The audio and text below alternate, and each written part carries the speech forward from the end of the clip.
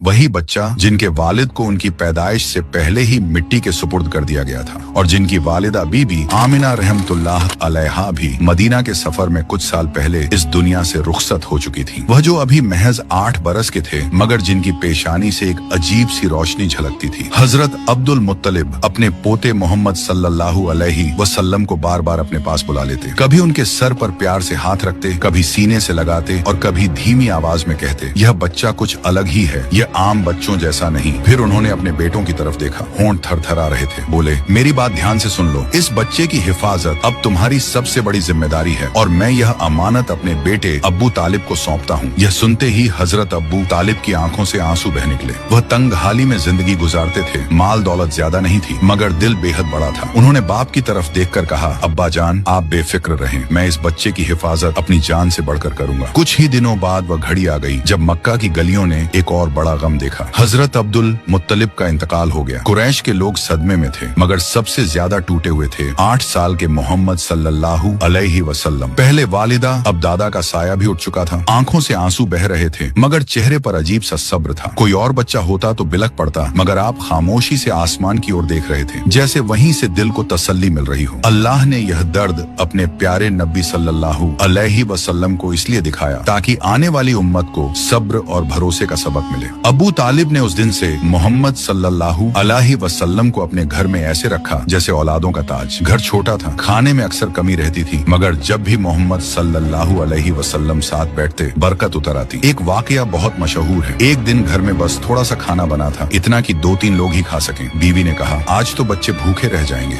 मगर हजरत अब्बू तालिब ने मोहम्मद सल्लल्लाहु अलैहि वसल्लम को पास बैठाया और कहा, बेटा तुम भी हमारे साथ खाओ। जैसे ही आपने बिस्मिल्लाह पढ़कर खाना शुरू किया वह थोड़ी सी नेमत बढ़ती चली गई। सारे बच्चे खा गए, घर वाले भी खा गए और थाली में फिर भी खाना बाकी था। बीवी हैरानी से बोली, ये कैसा करिश्मा है? आगे की कहानी के लिए पार्ट 10 जरूर देखें।